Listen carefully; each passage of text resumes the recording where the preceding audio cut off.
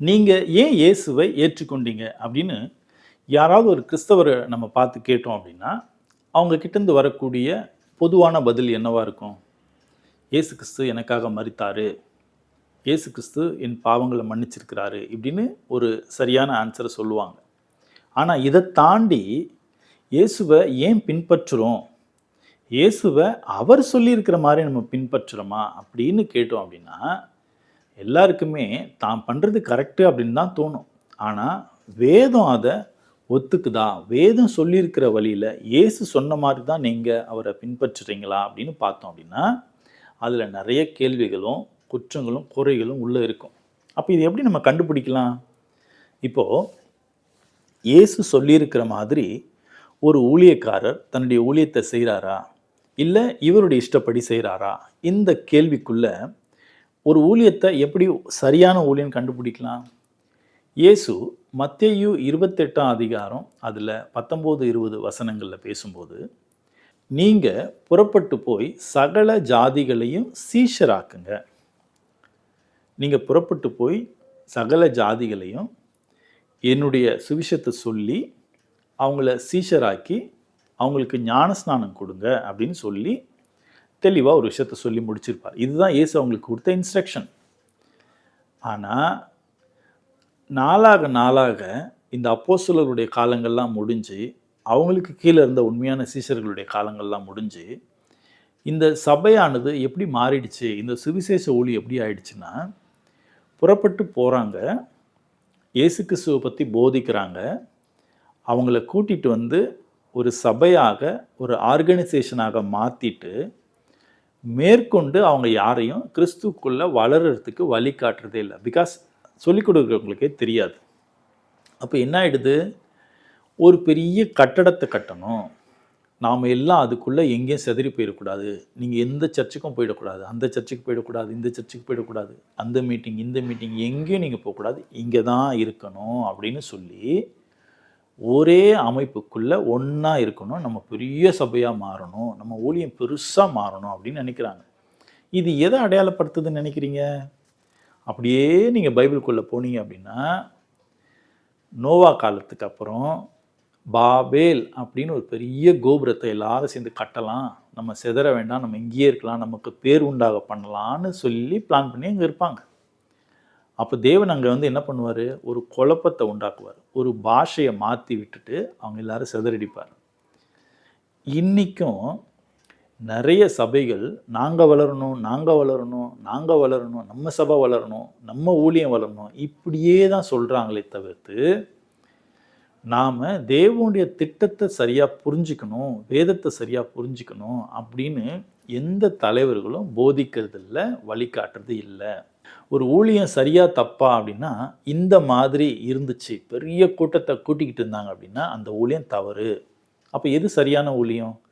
பவுல் இத பத்தி ரோமர்ல எழுதும்போது, சிறு சிறு வீடுகளாக கூடி வந்து தேவனுடைய வசனத்த அவங்க எல்லாம் தியானிக்கணும். தங்கள ஜீவ பலியா அர்ப்பணிக்கணும் அப்படிங்கிறத பத்தி தான் ரொம்ப தெளிவா ரோமர் புஸ்தகம் முழுசாவே எழுதியிருப்பார். அப்போ ஏன் பெரிய சபையா மாறக்கூடாது அப்படின்னு சொன்னீங்க அப்படின்னா, ஒரு பெரிய சபையா மாறிட்டா அந்த இடத்துல அதிகாரம் அதிகமாகும். மக்களுக்கு நடுவுல குழப்பங்கள் உண்டாகும், பிரச்சனைகள் உண்டாகும். அவங்க வேதத்த கற்றுக்கொள்ள வந்த அவர்கள் அத விட்டுட்டு காணிக்க, பணம் அப்படின்னு அந்த இடத்துல அதிகமான செல்வம் பொரளும்போது, மனுஷங்களுக்குள்ள பண ஆசை உண்டாகும். பண ஆசை வந்துச்சுன்னா வேற வேற இச்சைகள் உண்டாகும்.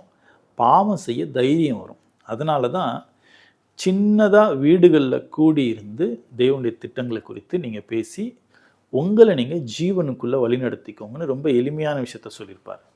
ஓகே. இந்த ஊழியத்த எவ்வளவு வருஷங்கள் செய்யணும்?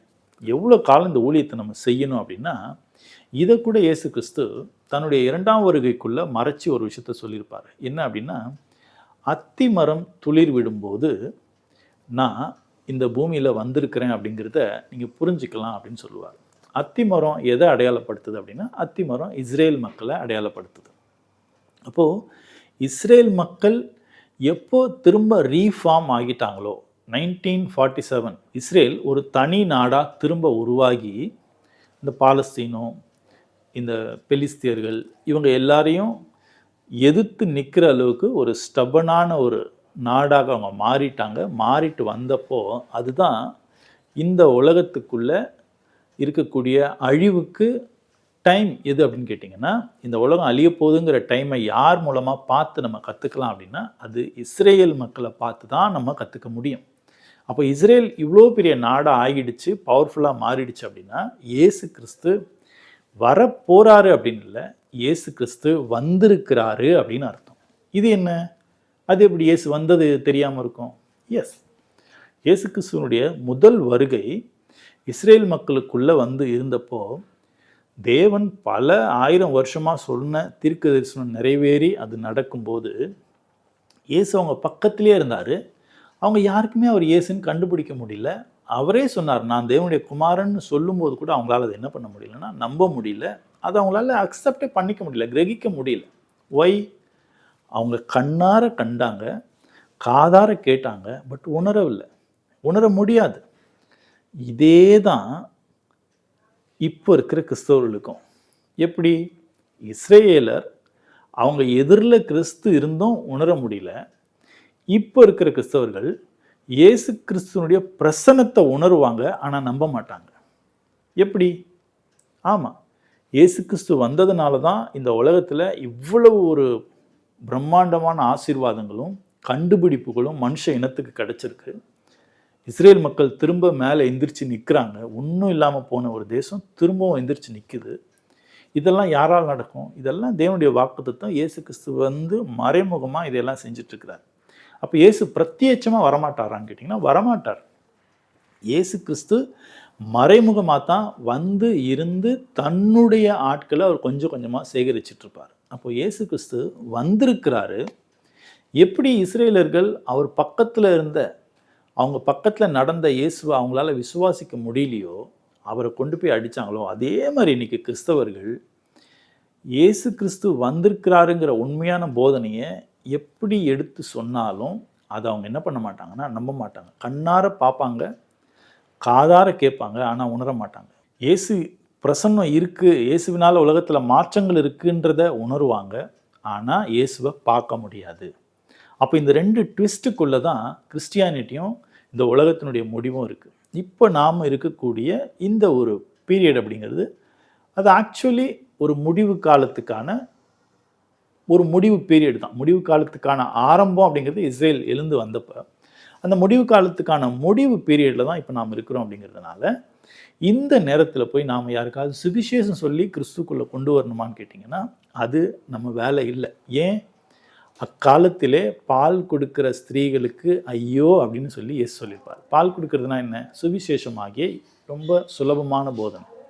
அந்த வேலையை செய்கிற ஸ்திரீகளுக்கு ஐயோம்பார். அப்போ இந்த காலத்தில் சுவிசேஷ வேலையை நம்ம செய்யணுங்கிற அவசியம் இல்லை. பிகாஸ் சுவிசேஷம் உலகம் முழுக்க பரவிடுச்சு. இந்த காலத்தில் என்ன தான் செய்யலாம் அப்படின்னா, நம்மளை நாம் இந்த ஜீவனுக்குள்ளே பாதுகாத்துக்கிறதுக்கு என்ன செய்யணும்?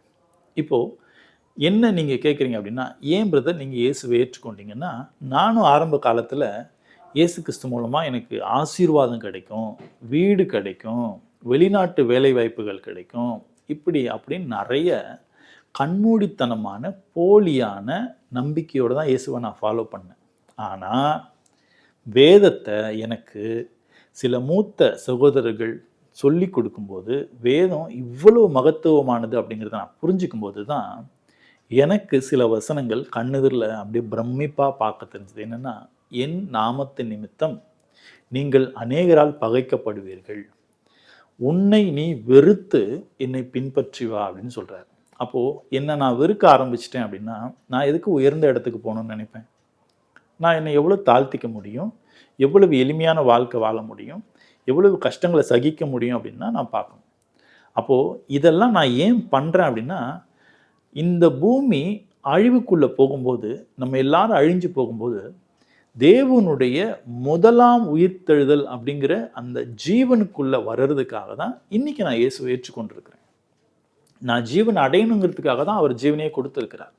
அப்போ அதை நான் தெரிஞ்சுக்கிட்டதுக்கப்புறம், அழிய போகிற இந்த உலகத்தினுடைய செல்வங்களையும் பேர் புகழ் இந்த மாதிரி விஷயங்களை தேடாமல், அழியாமை அப்படின்னு சொல்லக்கூடிய அந்த ஜீவனை நான் தேடி போயிட்டா, திரும்பவும் இதே உலகத்தை தேவன் ரீஃபார்ம் பண்ணி பியூட்டிஃபுல்லான ஆதாம் அனுபவித்த அதே உலகத்தை திரும்ப கொண்டு வந்துருவார். அப்போ யாரெல்லாம் ஜீவனோட இருப்பாங்க அப்படின்னு பார்த்தீங்கன்னா, இப்போ இந்த ஜீவனை வெறுத்து வாழ்ந்தவங்க தான் அந்த ஜீவனுக்குள்ள வர முடியும். அதுக்காகத்தான் இயேசுவை நான் ஏற்றுக்கொண்டேன். நீங்க இயேசுவை ஏன் ஏற்றுக்கொண்டீங்க அப்படிங்கிறத நீங்க தான் சிந்திக்கணும். உங்களுடைய நம்பிக்கை இந்த உலகத்துக்குரியதா இருந்துச்சு அப்படின்னா, அதையெல்லாம் ஓரங்கட்டி வச்சுட்டு, அந்த நம்பிக்கைக்குள்ள உங்கள நடத்துறவங்கள நீங்க ஓரங்கட்டி வச்சுட்டு, வேதத்தை கையில் எடுங்க. வேதத்தை தேடி தேடி வாசிங்க. அது உங்கள தேவனுக்கு நேராக நடத்தும், ஜீவனுக்கு நேராக நடத்தும்.